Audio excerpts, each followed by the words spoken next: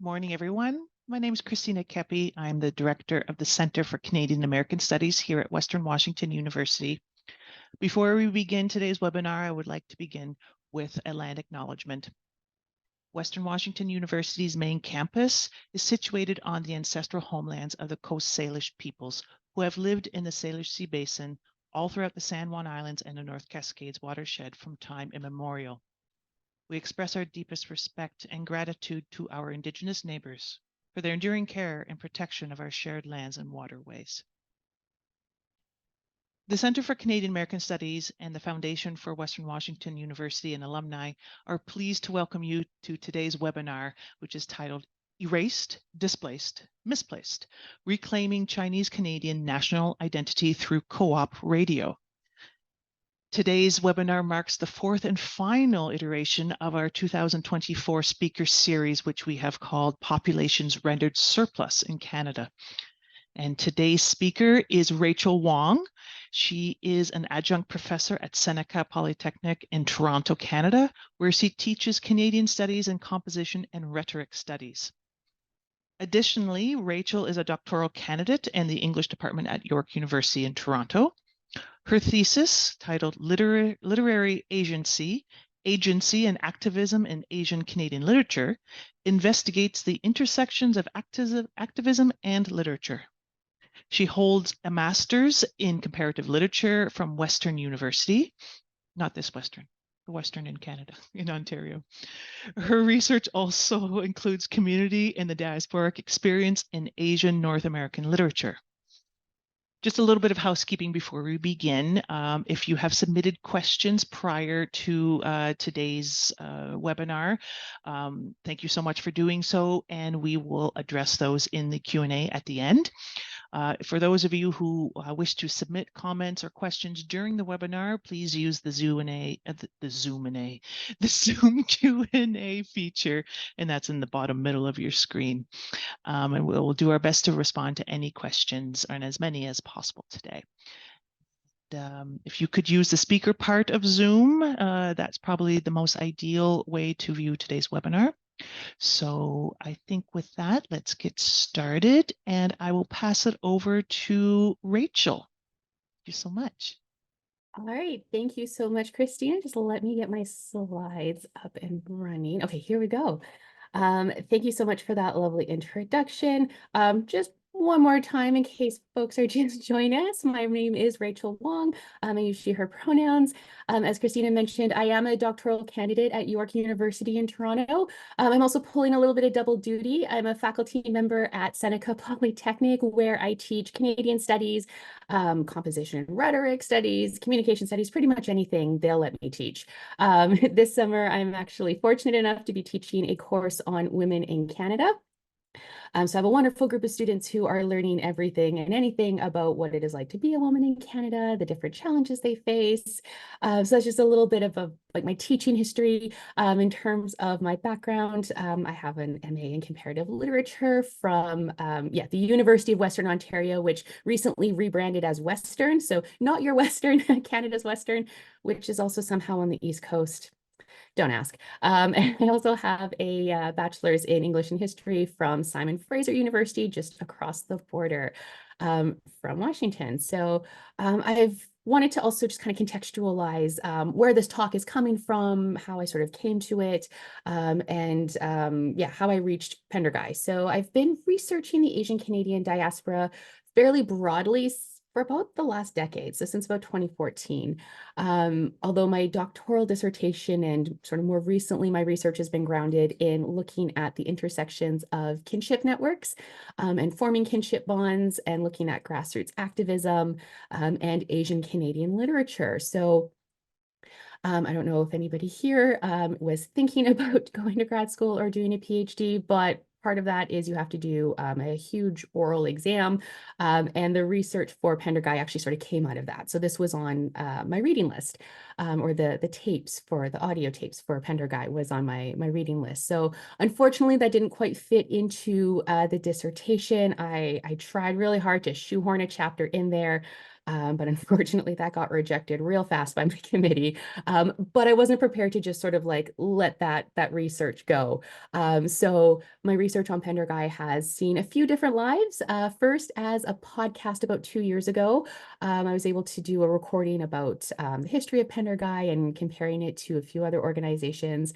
And then most recently, it was a conference paper at the Northeastern Modern Language Association over in Boston. And now it is finding life as a public talk here today. So that's just a little bit of background of where this talk is coming from and sort of who I am.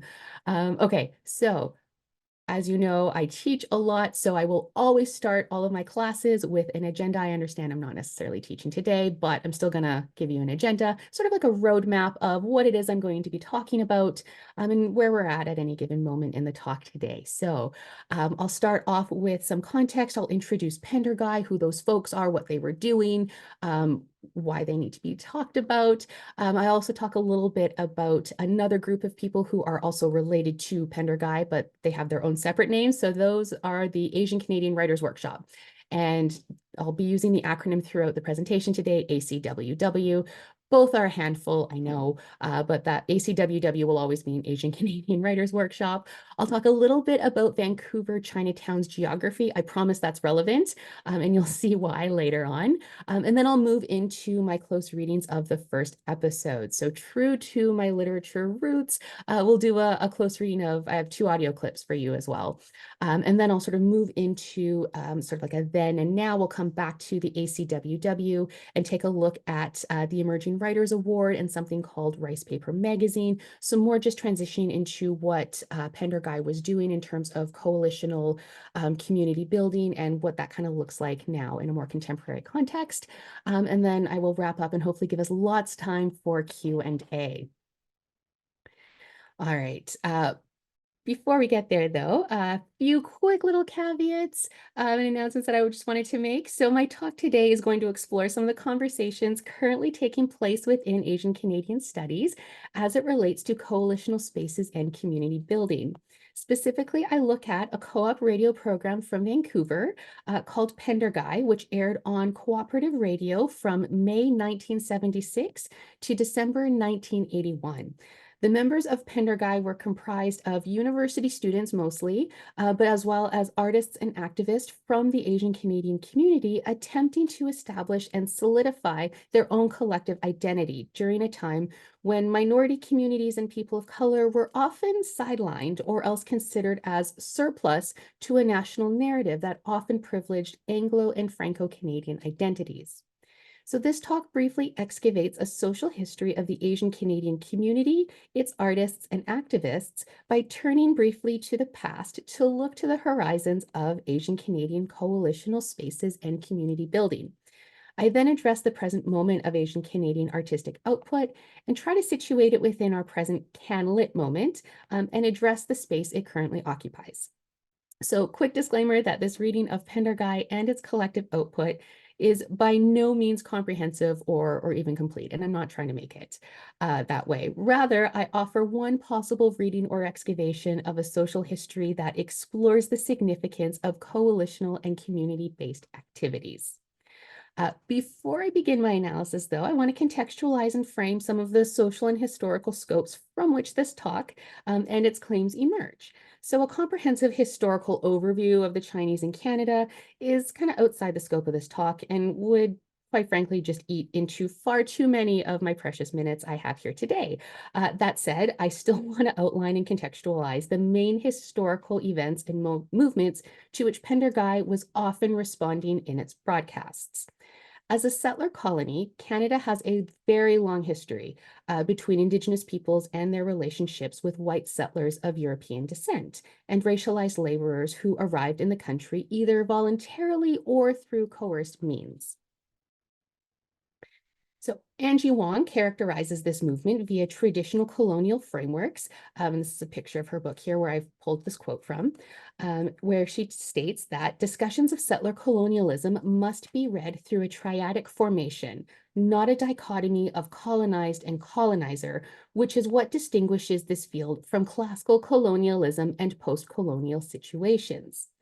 The Chinese Canadian community then has disrupted the traditional dichotomy of the colonized and colonizer as they occupy a third hybrid category, an in-between space of the colonized and colonizer.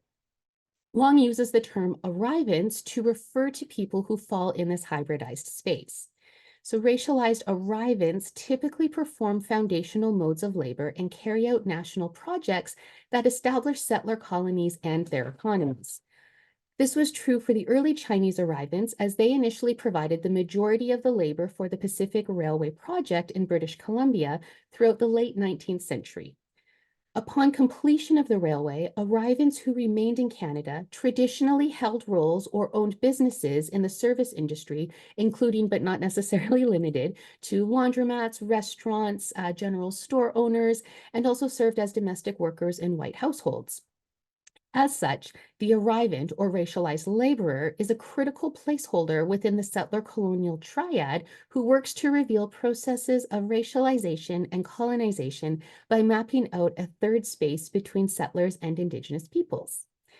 The work of the Pender Guy broadcast sought to reveal this history to its audience and push back against traditional nationalist and, quite frankly, Anglophone agendas. The work of Pender Guy and its membership then not only pushed back against an essentializing framework that ignored important aspects of settler colonial histories and legacies, it also dismantled inventories of Orientalism and fundamental cultural assumptions that relegated Asian Canadian history, contributions, and injustices to the periphery. All right, so now I'll talk a little bit about Pender Guy and the ACWW. So Pender Guy explored issues related to Chinese Canadian identity, history, politics, and art through traditional interviews and reporting, but also through humor, drama, and music performances. The program was produced entirely by volunteers and offered a way for young Chinese Canadians to gain community media skills and counter mainstream media representations of Chinatown and Chinese Canadians. Pender Guy is just one of many examples of youth activism and grassroots movements that were emerging and taking place throughout the 1970s and onwards. The Asian Canadian Writers Workshop was another group that was also pushing for visibility and more representation in the arts world around the same time. Over the course of its broadcast, Pender Guy became the de facto voice of the Chinese Canadian community in the Greater Vancouver area, establishing an identity for a growing number of Canadian-born Chinese who were outgrowing the assimilationist tendencies and aspirations of previous generations. So the Pender Guy Collective committed itself to exploring the Chinese Canadian community and developing Chinese Canadian culture as a subcategory of a larger Asian Canadian identity. In so doing, young activists rejected both the traditional identification with China among early immigrants and the assimilationist attitudes that were typical of the 1950s. There was a need then to unite a growing number of Canadian-born Chinese youth who occupied this in-between space of cultural identity, not fully accepted as Canadian by the national narrative, yet also not fully accepted as Chinese in the way previous generations had been. This cultural hybridity is not unique to the Chinese community in Canada. As many others have noted, Chinese diasporic subjects have been shaped by and have confronted very different forces on the ground in the nations of settlement in relation to wider global shifts. Chineseness has therefore become differently re-embedded in the process of diasporic relocation. The Pender Guy broadcast, though, provided a growing community with a collective identity by utilizing a coalitional space and collaborating with local community members. All right, so in terms of how Pender Guy gets started, it was actually a student-run conference that took place the year before in May 1975, where Pender Guy really finds its origin story. So a group of Chinese Canadian students, mostly from the University of British Columbia, found themselves having frequent but informal conversations about identity and community, so they decided to plan a more formal event. And this is what eventually was called the BC Chinese Canadian Youth Conference, where they discussed issues like racism, assimilation, and the changing roles of both men and women from within their community. A workshop eventually grew out of that conference, and among its activities were actually assisting in the organizing of a second conference, which was called the Between Us Chinese Youth Conference. And again, this is relevant, I promise.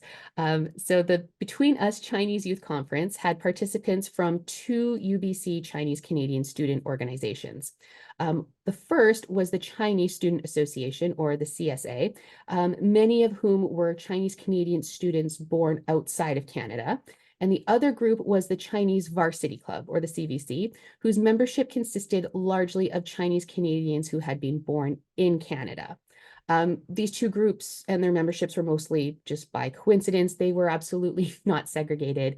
It was mostly just who chose to join which club. You know, friends will go with friends to join their clubs. So the second conference, though, dealt with an apparent gap between Chinese Canadians born in Canada and those born elsewhere, such as cultural misunderstanding, mutual stereotyping, and poor communications from within the community at large. Organizers recognized, though, that fully effective long-term solutions required much more work than could be accomplished in the short conference.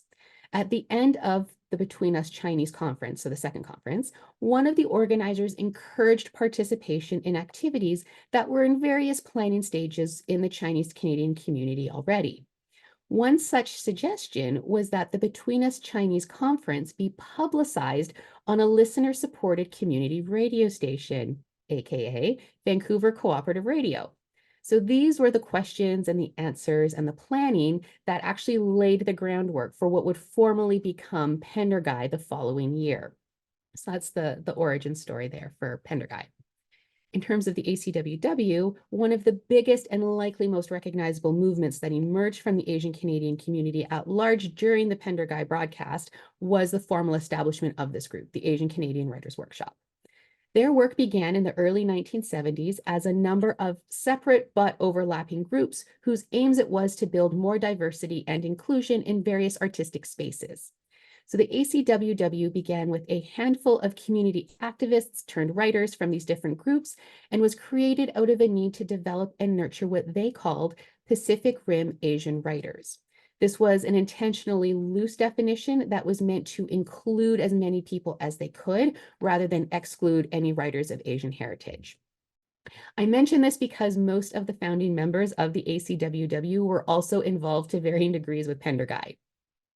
So folks like Jim Wong Chu, Paul Yee, and Ramona Mar, who you'll be hearing in the audio clips later on, Barry Wong and Keeman Wong were not only organizers, advocates, and activists in their own right, they were also heavily involved in trying to bring Asian Canadian arts and literature to mainstream Canadian audiences through collective and coalitional efforts such as Pender Guy. So these coalitional and collaborative efforts transcended borders and racialized groups and often included cross-border activities and support from Asian American activists as well, and even included writing workshops organized between the Chinese Canadian Writers' Workshop and the Japanese Canadian Powell Street Review, which eventually culminated in the first Asian Canadian anthology, Inalienable Rice, which you can see on the right side of the screen here, in 1979. And it was these two groups, so Powell Street Review and the Chinese Canadian Writers' Workshop, later merged to formally become the ACWW. Right, so Pender Guy attempted to bridge the Chinese Canadian community through unity in its broadcast as a coalitional space. Through more traditional interviews and journalistic reporting, as well as performing different songs and skits during the broadcasts, the Pender Guy Collective turned to future generations of a community by first turning to the past to teach them about a collective history they were inherently part of. So if it seems circular, it is.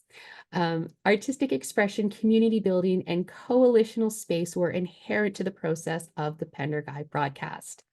As such, the Pender Guy Collective were indeed thinking through issues of diversity, inclusion, and how to read and even reread settler colonial histories and censorship before many of these terms were conceptualized the way they are presently. There was an innate awareness of the Asian Canadian community's positionality and subjectivity by many of the people involved in overlapping initiatives such as Pender Guy Broadcast, the ACWW, and the Asian Canadian Magazine, which was published from 1978 to 1985. So a direct contemporary here. With an innate awareness and wariness towards power and hierarchical structures related to European empire building, the Pender Guy Collective demonstrated a very fluid understanding of imperialism without directly naming or referring to theories of colonialism, post-colonialism, or even settler colonialism. So the broadcast then was meant to be as accessible as possible for a generalized audience, even if its organizers had knowledge and understanding rooted in scholarly theories such as colonialism and imperialism. Here, I continue to argue for the ways in which Pender Guy utilized a coalitional space to foster initiatives and activities that actively resisted censorship from mainstream media and attempted to rewrite hegemonic settler colonial historical narratives from within the settler state. All right, so Pender Guy's weekly broadcast typically lasted for about 30 minutes, although there were several one-off sort of 1-hour special episodes, but a variety of topics were simultaneously covered with direct honesty, but lighthearted humor as well. So here I have a brief sound clip, and this is the beginning of the very first Pender Guy broadcast that took place on July 18th, 1976, and it's introduced by Paul Yee. By the immigration from Hong Kong and Taiwan, and by the rise of the People's Republic of China.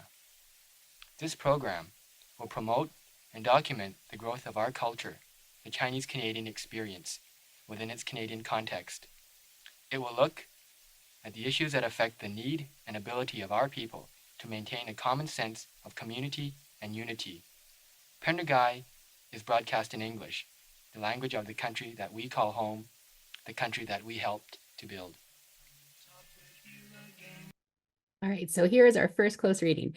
So a pioneering figure within the Chinese Canadian community and one of the hosts of Pender Guy, Yee's introduction, although brief, is still worth unpacking. So from the beginning, we see that the folks at Pender Guy were acknowledging that Chinese Canadians were not a homogeneous or monolithic group. By specifying places such as Hong Kong, Taiwan, and the People's Republic of China, Pender Guy not only identifies early migration patterns of Chinese peoples to Canada, they also implicitly acknowledge the differences within these groups, even if they were often considered one and the same by non-Chinese audiences.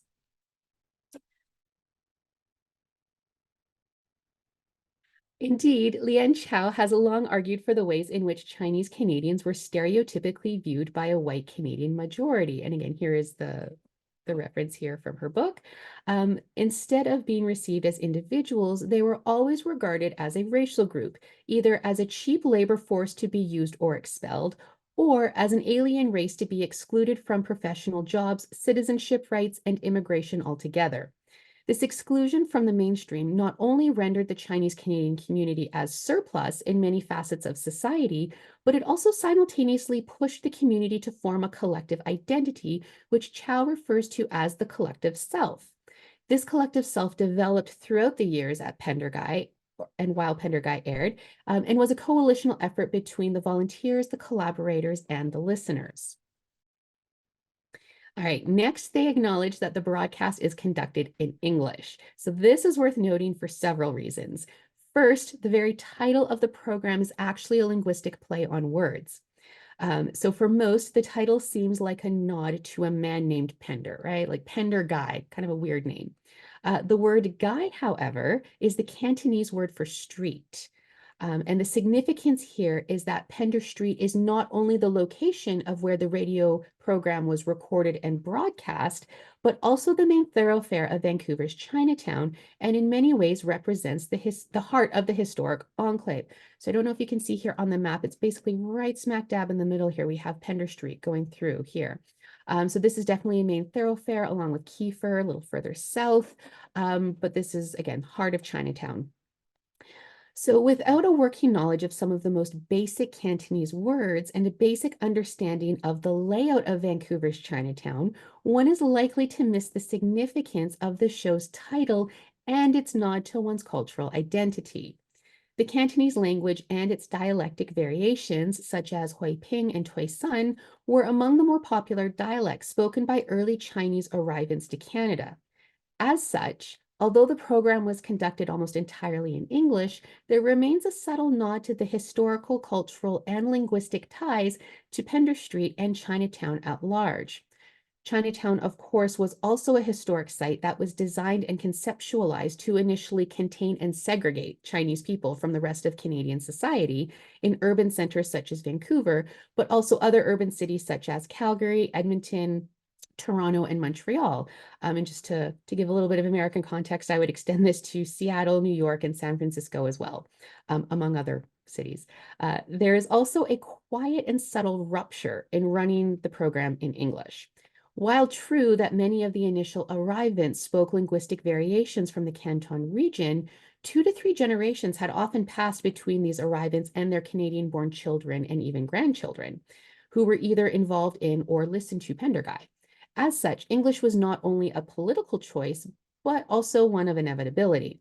Because using English as the working language is, however, sometimes an inevitable choice for native-born Chinese Canadian writers, because English is the only written language they know. So even if a Chinese dialect was spoken at home, the likelihood of knowing how to read or write an extensive set of Chinese characters was less and less likely, especially by the late 1970s. So the introduction also mentions that the program is meant to, quote, promote and document the growth of our culture, the Chinese Canadian experience within its Canadian context, end quote. The Chinese Canadian experience within its Canadian, the very concept of the broadcast actually does just that.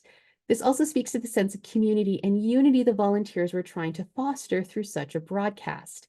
By speaking about events and circumstances that directly affected members of the Chinese Canadian community at the time, Pender Guy was offering a unique take on the experiences of a group that had been up until then relatively ignored by mainstream media. The reports, the interviews, the skits and songs and other performances that took place during the broadcasts united a generation of people that may have otherwise not have found much else in common, while simultaneously offering a unifying identity to which a growing group of Chinese Canadians could belong. While uniting a generation of young adults, Pender Guy also pushed back against racist and stereotypical portrayals of Chinese Canadians in mainstream media at the time. So this happens as the community grows more aware of its rights in society and of the need to challenge racial stereotypes. Adopting English as the language of writing then becomes a political task. In choosing English as their working language, contemporary Chinese Canadian writers acknowledge the need to communicate with the rest of society. So the writers and producers of Pender Guy were not only writing back to historically racist characterizations of themselves, they were also making a somewhat political statement by writing and broadcasting in one of the 2 official languages, and the one that was obviously spoken most in British Columbia. Okay, so I have one more audio clip, also from the first episode of Pender Guy, and this clip comes from a segment called Chinese Canadiana, which was a short history lesson intended for Chinese Canadian youth to teach them about the history of the Chinese in Canada. So each segment focused on a different historical event involving the Chinese in Canada and was meant not only to educate, but also reinforce the presence the Chinese had always had in Canada, but were not always acknowledged for by an Anglo-centric nationalist narrative. So let me just cue this one up. We are presenting Chinese Canadiana, a program consisting of readings from the history of the Chinese in Canada. Before we begin, we would first like to present a perspective from which Chinese Canadians can view their history. Man cannot exist in society without history. History provides partial answers to the essential questions that people are constantly asking. Who are we? Where do we come from? What are we doing here? Without answers to these questions, there can be no cohesion, no organization, and no purpose in a society. It is history that can provide a society with a sense of unity and purpose. vital necessities for the survival of any society. For the Canadians of Chinese descent in Canada today, a sense of unity is absolutely vital because we are a distinct and culturally unique ethnic minority trying to survive in a Canadian mosaic. Furthermore, the history of the Chinese in Canada has been totally ignored in our schools.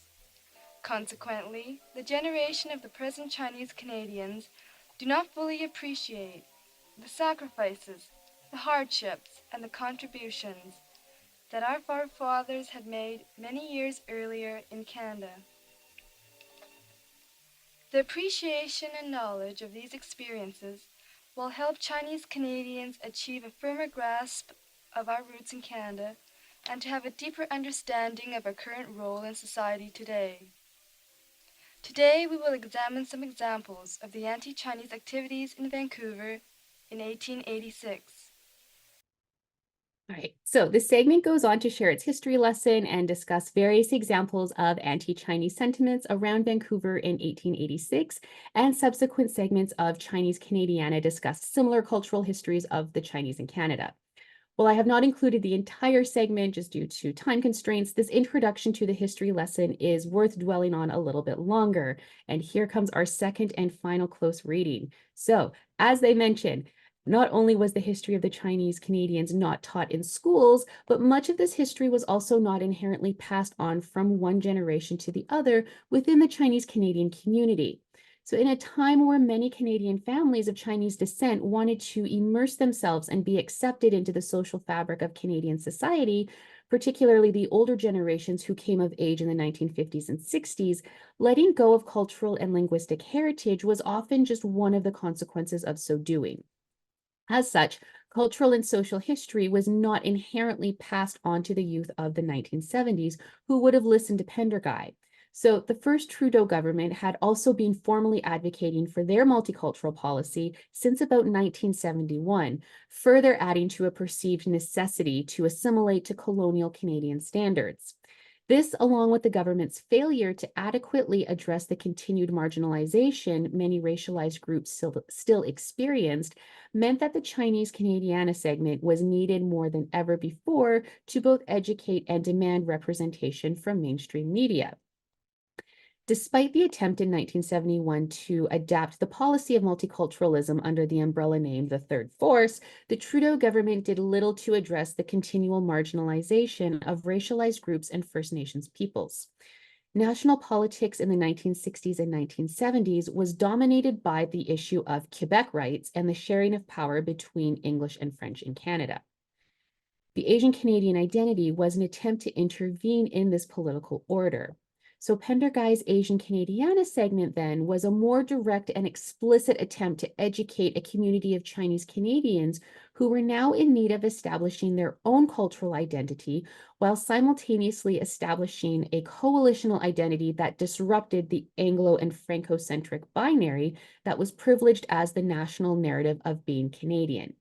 Although Trudeau's policy of multiculturalism was meant to unite a growing number of racialized communities, it failed to adequately address matters of representation and inclusion that left these communities largely ignored or rendered surplus. And this has long been a point of contention for critics of Canada's multicultural policy.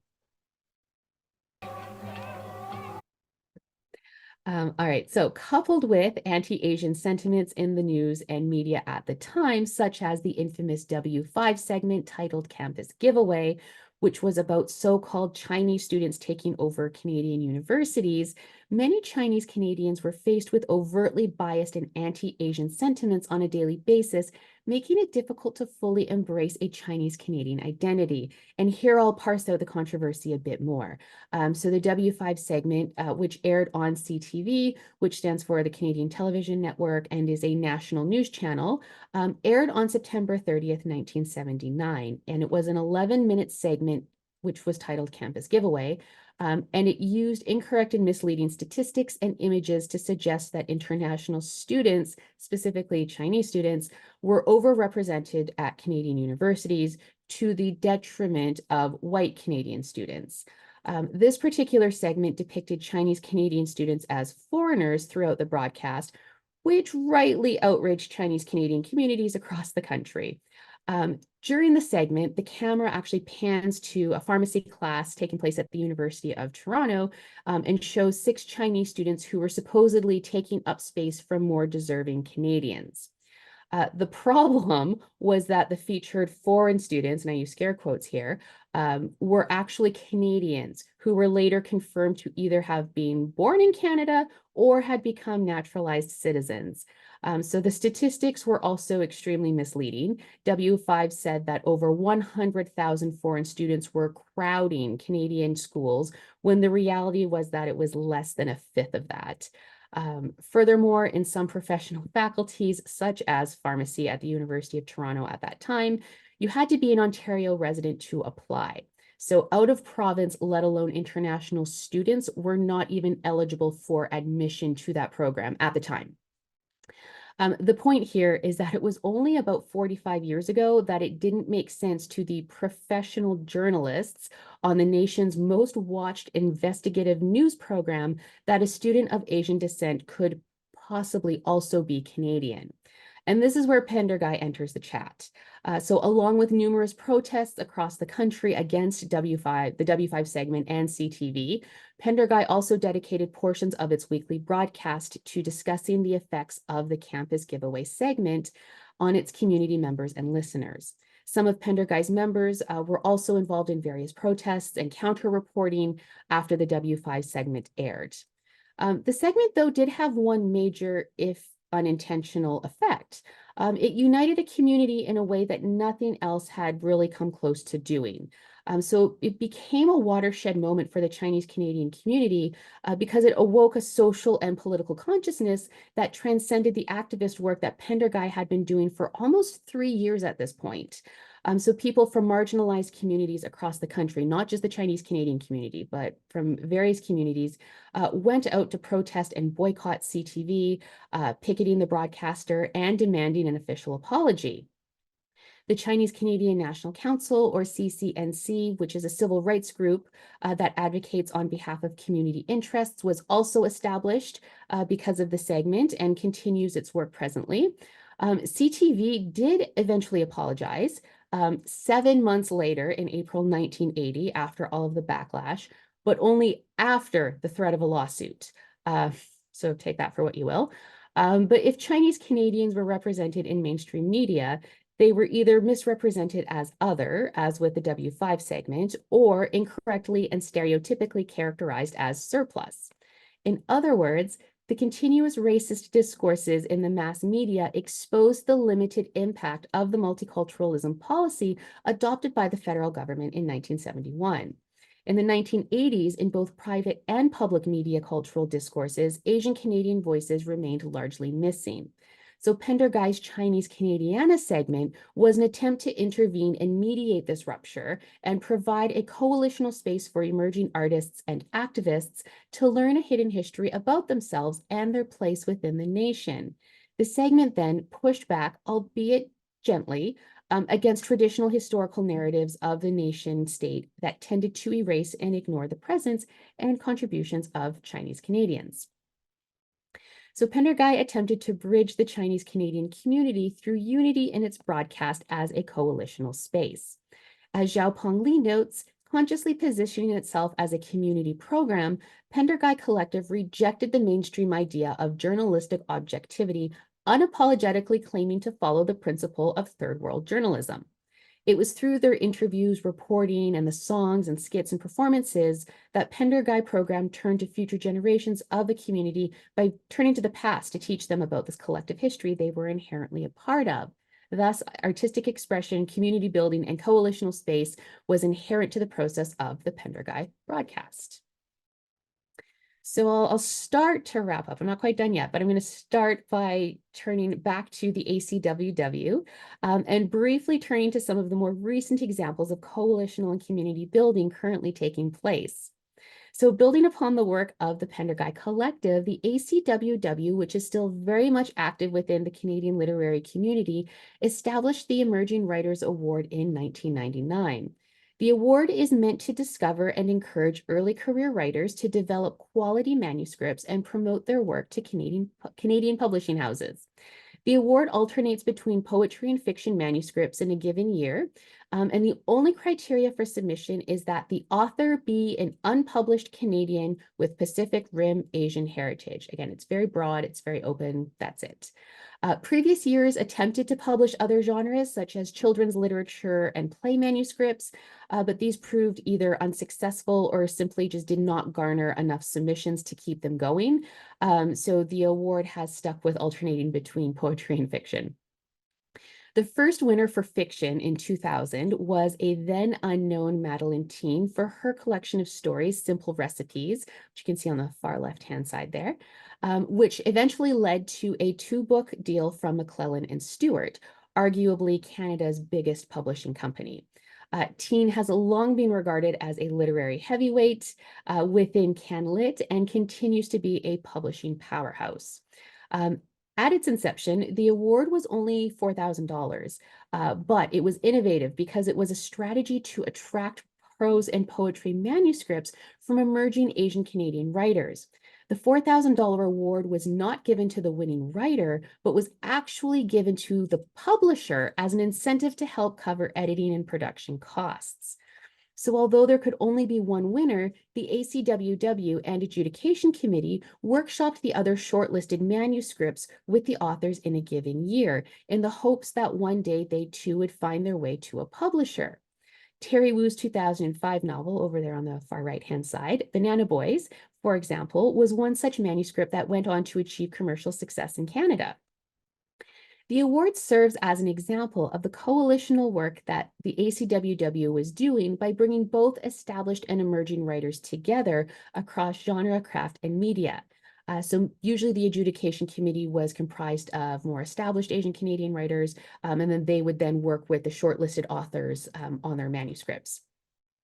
So by focusing on developing emerging and established writers through annual programs such as the Emerging Writers Award, the ACWW has arguably been doing the exact work for the past 24 or so years that critics of the CanLit canon have only recently started to call for within the last few years. That is, by nurturing and fostering the work Asian Canadian writers, the ACWW, whether they knew it or not, was indeed looking to the future when creating the connections and kinships they did throughout these programs. So pioneers like Jim Wong Chu, who started the Emerging Writers Award, and Wei-Sun Choi, recognized and acted on the need to develop Asian Canadian writers long before there was any institutional demand for the work. While the ACWW provided a much-needed space for writers of Asian Canadian heritage to write and create, there were only ever a few mainstream opportunities for these writers to be published and read. So the Emerging Writers Award then created and perhaps forced a space for Asian Canadian writers to publish with mainstream Canadian publishers. The first 2 winners of the award, so Rita Wong's collection of poetry, Monkey Puzzle, which was the winner for 1999 and also published the same year, and then Madeline Teen's collection of short stories, Simple Recipes, which won in 2000 but was published the following year in 2001. Both went on to commercial success and actually launched the literary careers of both authors. So with the Emerging Writers Award and the work it did to foster Asian Canadian writers, it simultaneously thrusted its writers onto the CanLit stage. People now had to pay attention to its writers and start taking their writing seriously. Furthermore, the award also gave credibility to previously unknown authors, at least from the context of mainstream Canadian literature, and paved the way for a new generation of Asian Canadian writing. So it is this turn to future generations of Asian Canadian writers and keeping it grounded in community work and coalitional spaces that allowed the Emerging Writers Award to essentially reconcile its collective and social past by gesturing towards the future. All right, lastly, I want to take a quick look at Rice Paper magazine. So Rice Paper is currently an online literary magazine, and it first began in 1994 as a newsletter for the Asian Canadian Writers Workshop after their meetings. And it was 8 pages, which were photocopied back to back and then stapled together.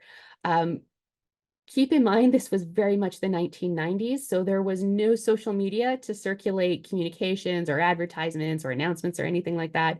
And email was only just starting to come around to the masses at this point.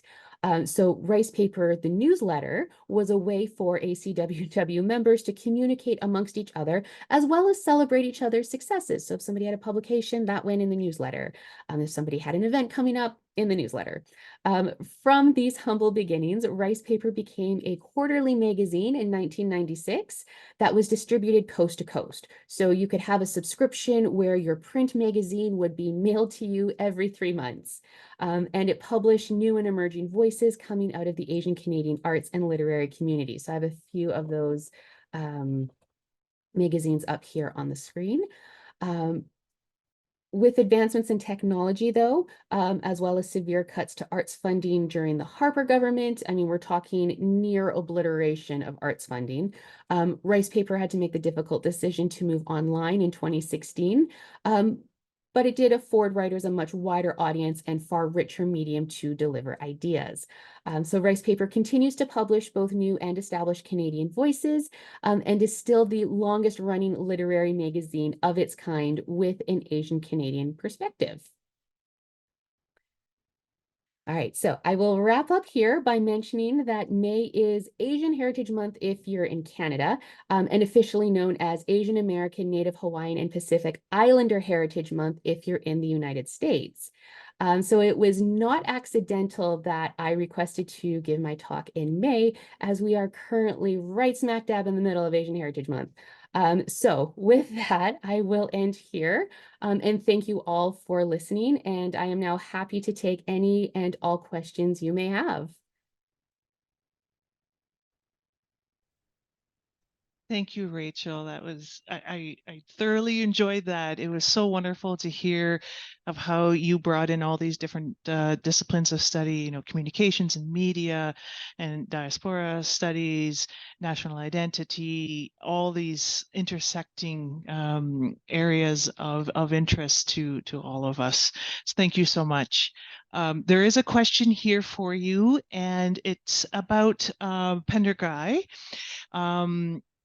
And I'm going to summarize it in that Pender Guy went off the radio in 1981, and but some 40 years later in 2021 in May, that there was some sort of there was a like a reunion of sorts of the alumni. I'm wondering if you could speak to that a little bit. Yes, definitely. I was actually fortunate enough to attend because this was right when I was starting to get into Pender Guy and I was listening to all of the tapes. So Pender Guy, of course, was a radio program. I'm going to preface this and then I'll give you the answer. So Pender Guy has recently been digitized. So prior to it being digitized, you would have to go all the way out to Vancouver, to the City of Vancouver archives, and you would have to put in these like little 8-track takes and listen to them one by one. Since I believe late 2021, they were finally digitized. So everything is now available online, still through the city archives, but everything is now accessible anywhere in the world. So it was part of this was because of the 40-year anniversary of Pender Guy sort of wrapping up and going off of the air.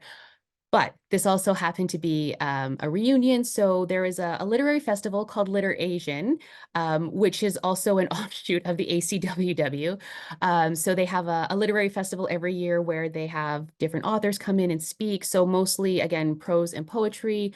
They also have academics now that they feature. I believe the Vancouver Liter Asian actually just wrapped up last week, and then Toronto's is going to be next week. But this is also an annual festival. So the Pender Guy reunion took place at Liter Asian. It was online because it was during the pandemic in 2021. But yes, there was a reunion where they had like all the alumni and surviving members come and just talk about their time on Pender Guy. They discuss, you know, what's changed and what hasn't changed, and, you know, basically what they were able to do and sort of what still needs to be done. And it was, yeah, it was a great talk. Paul Yee, who you've heard in the very first clip, he was there and he was, again, very animated and just very generous with his time and his thoughts too. I don't know if that answers that question enough. Absolutely. Yes. Okay. Another question is in regards to parallel radio stations or programs. People are wondering if something similar to Pender Guy existed in other Canadian Asian communities, or even those down in the States, such as those that you mentioned, like in Seattle or in Toronto, Montreal. Right. I have been looking and I've come up empty, unfortunately. So I don't want to like ask a question back to the audience, but if anybody happens to find anything, please let me know. Because this is something that I would love to sort of like compare and contrast. I don't have any concrete answers and I apologize. I wish I did. But unfortunately, in Pender Guy is the only one I've come across. I haven't found anything in Edmonton or Toronto. Unfortunately, yeah, just Vancouver and Pender Guy from 76 to 81. That's perfectly okay. Sometimes you're like, I want to find more, and sometimes Yeah, the yeah. information is just not there. And then there's the discussion to happen about why not or whatever, right? Exactly. There is one question that actually is my own, and it's kind of like very loosely related. But you're talking about Asian Canadian writers and their exposure, and so I was a great fan of, or I am a great fan of Denison Avenue, which was a finalist for this year's Canada Reads. And I'm wondering if you have any knowledge of discussion that has happened around Christina Wong, and did she come out of ACWW, or is any connection with her and in her publications, or has that book brought up, like, resurged or continued any discussions to the exposure of Asian Canadian writers? Right. Okay. So as far as I know, I don't think she's directly related to any of like the ACWW initiatives. They would definitely like bring her book in and talk about it and promote it within like their own networks. But I don't know if she came out of like that group of people. Um, Now that I'm on the spot, you know what? I'm going to leave here and I'm going to be like, no, no, no, there's this connection that I completely forgot to talk about.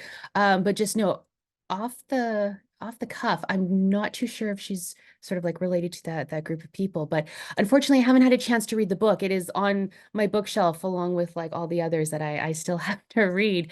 But yeah, unfortunately, I haven't heard too much in terms of like Christina Wong and the Asian Canadian Writers Workshop. I did put you on the spot there with that one. And you're supposed to. I was rooting for that book to win. I really, really was. I highly enjoyed it. So I'm looking forward to connecting with you when you do get time to read. I don't see any more questions coming in at the moment. No, I'm not seeing any. But usually that is so we had some good questions at the beginning there, so that was usually a good sign. And we certainly all learned a lot. And there's going to be a recording made, as you know, of this talk, and it'll be available on our website and disseminated to our network. So it will be broadcast far and wide. So I guess with that, I'd like to thank Rachel Wong, our wonderful speaker, from all of us here at Western Washington University and the Center for Canadian American Studies, for joining us today. And also I would like to thank our partners and sponsors, the Foundation for Western Washington University and Alumni, as well as the Ray Walpole Institute and the Fairhaven College of Interdisciplinary Studies. We're always very grateful for your support.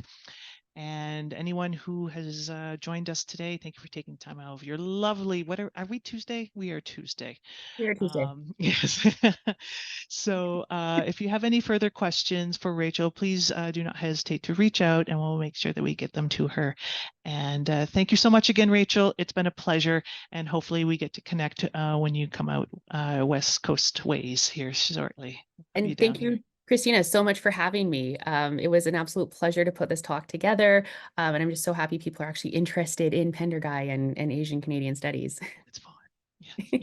Thank you so much. We'll see you again soon. Take care. Bye-bye.